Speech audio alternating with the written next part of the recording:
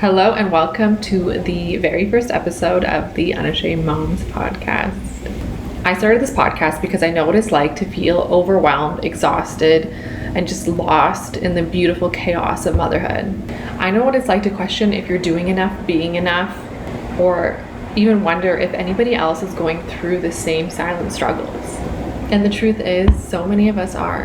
So this space is for us, for moms who are healing, growing, breaking generational patterns, chasing big dreams, and just trying to raise kind, wholehearted humans, tiny humans, all while trying not to lose ourselves, lose our identities, lose ourselves in it. I don't know. Each week I'll be sharing stories from my life, from other moms' lives, about all the real stuff, identity shifts, identity crises, mom guilt, mom shame, healing, ambition, love, and everything in between. Nothing is off the table and nothing is too shameful to say out loud here, because motherhood deserves to be seen and you deserve to be seen. So I'm so excited to start this journey with all of you. I just looked over and I have dirt and saliva and spit on my shirt. Okay, let's get into it. So my story, I had Mateo 2 years ago, exactly. Well, Sunday. So, wow, it's already been a week since his birthday. 2 years ago, yeah, I had him. I had a C-section, which was very scary for me. The reason why I had a planned C-section is because they told me that Mateo was too big. I got really, really, really big. And they said Mateo was way too big. They measured him. They did the ultrasound. And they said he was about 9 pounds. So if I had kept him in, he came out 2 weeks early. So if I had kept him in the next 2 weeks, then he would be like 11, 10 pounds and I wouldn't be able to push him out, I guess. I don't know. And the fact that they said my umbilical cord was wrapped around his neck 3 times. So that, yeah. But I definitely could have let him bake in there a little longer, as he came out only 7 pounds. So I was kind of upset about that. And I definitely wish I tried to push. I understand that the umbilical cord was wrapped around his neck, but apparently my umbilical cord was really, really long. So I don't know. The experience for me was, I find, traumatizing, because you go into this room and everybody is like chaotic. Everybody is going nuts. It's just like running around doing all these things, and I sat outside that room with this lovely nurse, and I remember looking at her being like, I'm not going in there. There's no way. I was shaking, like I couldn't talk. I was like, I'm not going in there. I remember praying that maybe I would like get sick or something and they wouldn't let me in, but they said if you're sick, they don't care if you're going in there. After we got home from the hospital, it was a huge shift. I remember being so out of it and so lost, and I just didn't have any comfort. There wasn't comfort for me. For me, comfort was laying in bed and watching Friends and just sleeping. Definitely sleeping. I remember laying and looking out the window every single night and planning my escape. Like I was like, what did I do? And I was ready to leave. I couldn't, obviously, those were my hormones. I've had other friends tell me some extremely way more crazier stories. But yeah, I just remember when it came to 7 o'clock, I would break down and I would start crying, because I guess it's called night scaries. And I would just be, I was terrified of the night. I couldn't handle it. And it's so scary to think that I would have to go back there if I wanted to have another. But Mateo, he had a tongue tie, and I didn't know, because my boob was so big that it just shoved in his mouth. But he would have short feeds and he would get gassy, and then he would be waking up nonstop. So I know they say newborns sleep, but mine did not. And that went on for a while, until maybe 4 months, when I realized, because I said it to people and they're like, no, he doesn't, he's fine. And it stayed with me, and I had to go get it checked out, and she was like, oh yeah, he does. Okay. That didn't really fix much. It fixed the gassiness, but I think he was already used to eating like that, so it just kind of stayed. I don't know. I think that what people don't tell you is you lose yourself, you lose your identity, you lose the old you. And somewhat it's beautiful. It's beautiful because there's this whole new you, and this whole new you with this beautiful baby that you love, and it's a beautiful experience, but it's also kind of a tragedy for me. And I think that needs to be talked about more in a way where we become prepared for it, where we know that we're going to lose ourselves, and it's this huge identity shift, and you become this whole other person. And I think that's really important, so that we're not just, I just feel like a lot of these things should be talked about a lot more. I guess you're kind of like reborn in a way, if that makes any sense. But anyways, moving on, Mateo did not sleep up until maybe a month ago. I breastfed him until he was 22 months. And I guess that made him wake up every couple of hours. And he was so addicted. It was so hard to stop because I loved breastfeeding. Don't get me wrong, I loved it. I can't even explain the feeling. It was just beautiful. Every time he would latch, I would just, I guess I could dopamine it. I don't even know. But it came to the point at 20 months or whatever, I hated it. I didn't want anything to do with it. Anytime he wanted to breastfeed, I was like, please get off me. Like, I hated it so much. But he was so addicted where I didn't know how to stop, because if I told him no, he would lose his shit. And I was already sleep deprived and overstimulated, and I could not handle it. So what I did was I started putting apple cider vinegar on my nipples, and it started to work. And I saw like maybe he'll get, so I thought he would just like wean himself off, and it was great. I never said no. And he was like, it's yucky. And then he started to love the apple cider vinegar, which was insane. So then I moved on to mustard, and I started putting mustard all over my nipples, and that worked. He did not want that. I lost my train of thought because my dog is deaf and blind, and so he thinks there's something in front of him and he's growling at it. And I tried to help him see that there is nothing in front of him. Maybe it's a ghost, I don't know. I guess he can still sense things. He's just growling. But yeah, I don't know, still 2 years in, and I have absolutely no idea what I'm doing. Today I literally bribed my son with chocolate twice. Once so that I could shower, the second time so that he could sit in the stroller on our walk home from the store. So it definitely worked, because today was the first time that he ever let me shower when no one else is home. Obviously I can shower, just not when we're alone, because he is attached to me. He is so attached to me. It's crazy. He just cries his eyes out if I'm not around.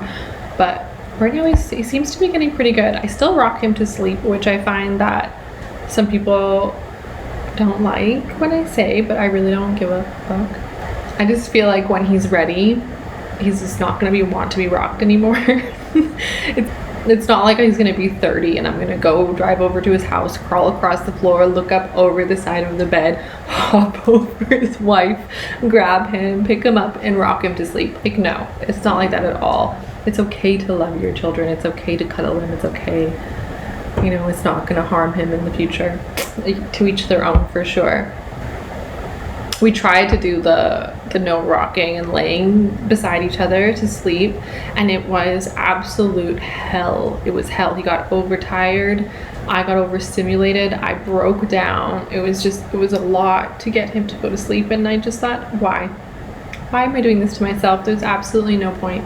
Which is another thing I want to talk about, which is a post I saw. Hold on. Yeah, so it was a post I saw, and it was hilarious. I laughed so hard, and it was on TikTok, and it was a mother holding her baby girl, rocking her, saying, I'm never gonna sleep train my daughter.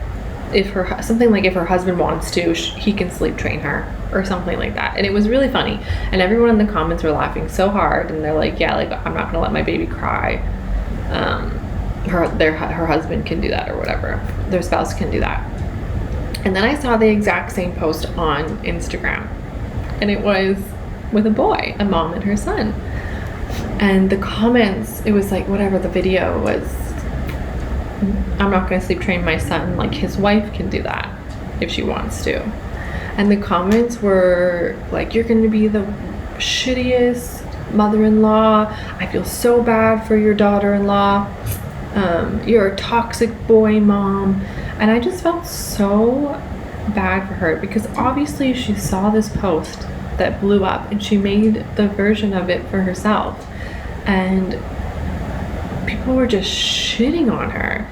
Obviously, rocking your son to sleep and making a joke about it doesn't mean that you're gonna be a toxic boy mom. It's insane to me.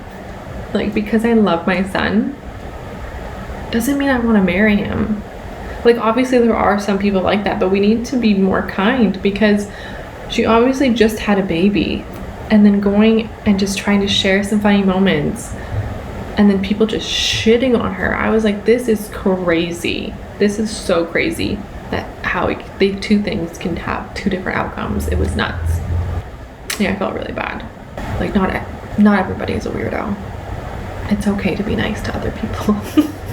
But yeah, going back to the breastfeeding, it's crazy. When I stopped, my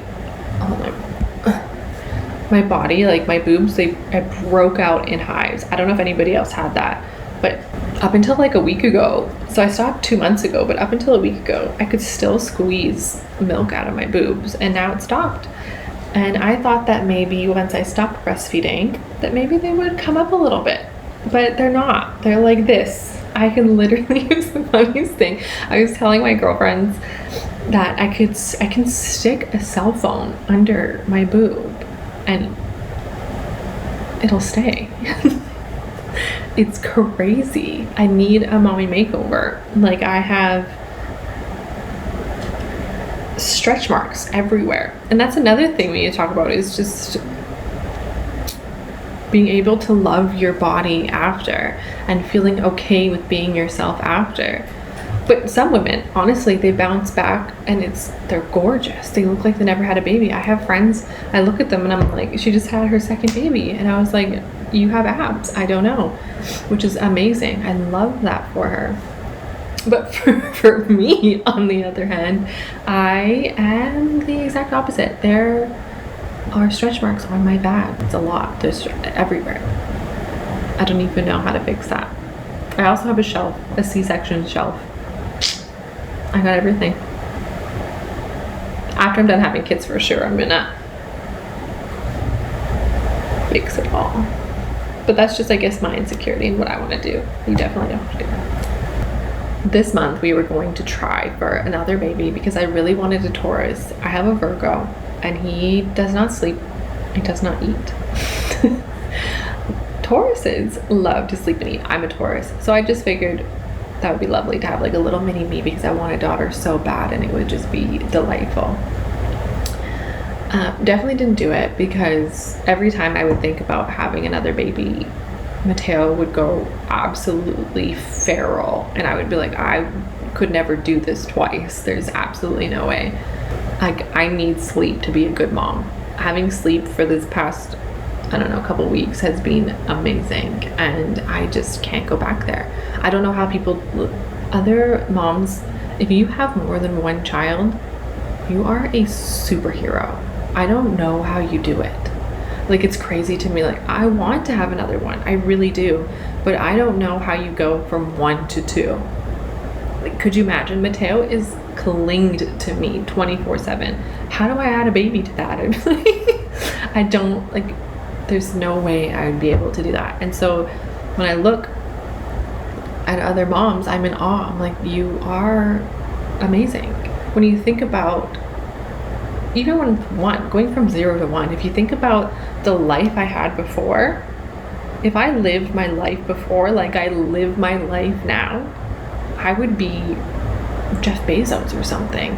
I would be the richest person in the world, because I don't stop. From the minute I wake up to the minute I go to sleep, I don't stop. And I'm sure all moms are like this. We are just go, go, go. I don't even remember what it's like to just sit and just, I used to spend every single Sunday in bed. I would lay and not do a single thing. I don't even get to sleep in. There's no such thing as sleeping in. Up until like a couple weeks ago, I was awake throughout the night for 2 years. Could you imagine if I had like worked on like business like that hard? If I went that hard, I don't even know what I was doing before. And I'd always be like, oh, I'm so tired, I did so much. Like, no, you didn't. Shut up. You did absolutely nothing. But yeah, and it's I love it because I didn't know that I was this strong or this capable of doing this, because if I don't do it, nobody else does. And that kind of strength, like it's the strength that I just pull out of nowhere. And that's why I think all moms are just magnificent. Like we are, I don't know, amazing women. Not even moms, women. Women are, I don't know, men couldn't. Men could just never, they couldn't do any of this, I swear. Yeah, so I really want to be, I go back from one and done to wanting another. People always say the second one is so much easier.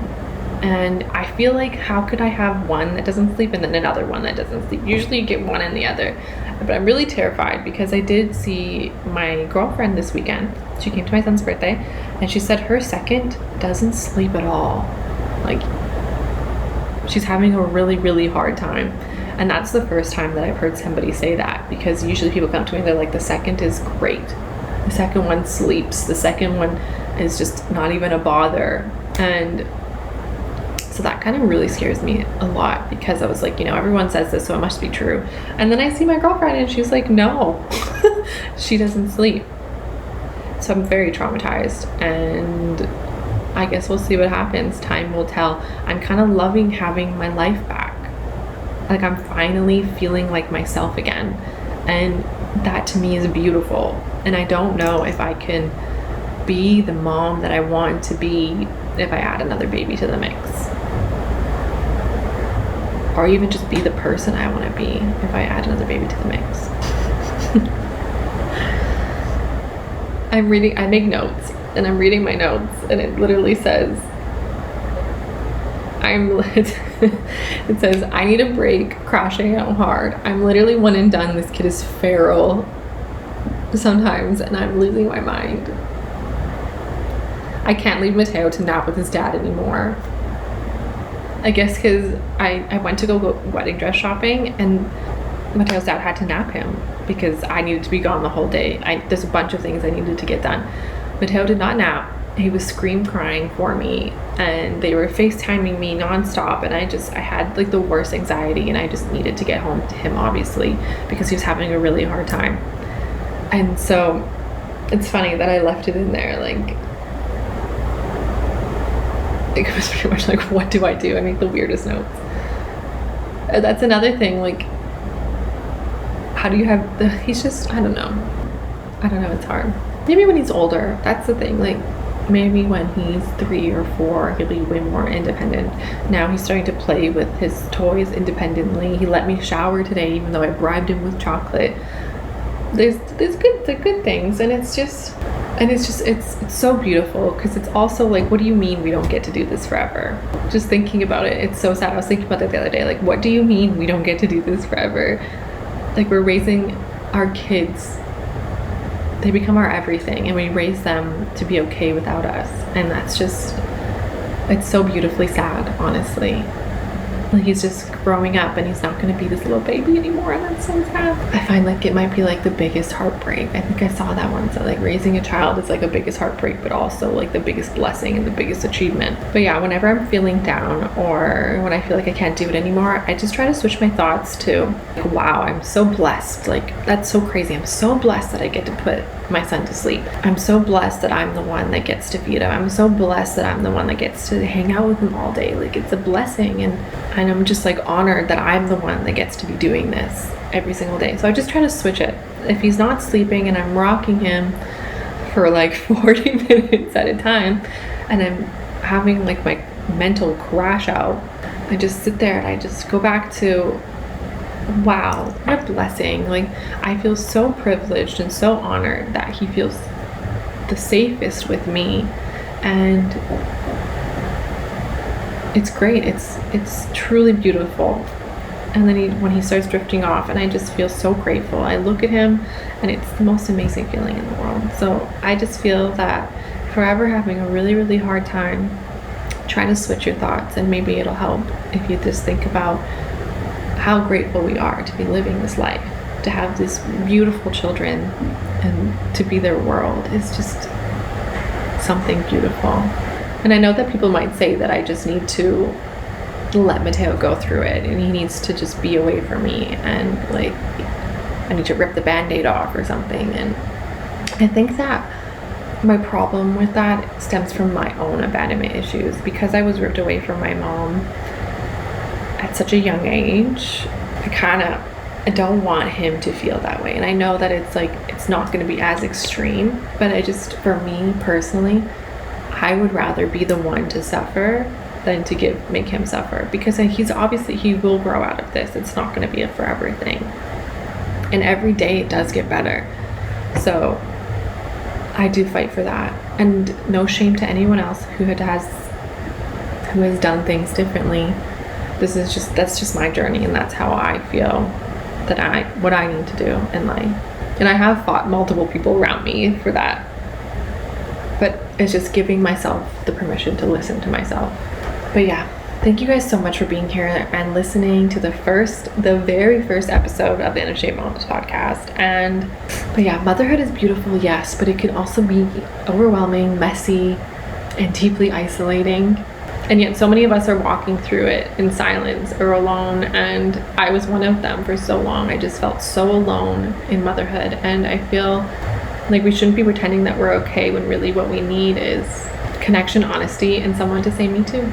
And that's what this podcast is going to be about. It's going to be about letting go of the shame, perfection, because whether you are thriving, surviving, or somewhere in between, you are not alone, and you don't have to do it perfectly. Just do it unashamedly. We are doing this together. We are strong, we are honest, we are healing, and we are unashamed. Until next time, I love you guys so much. This is just the beginning, and I'm so excited for our future together. Have a good one.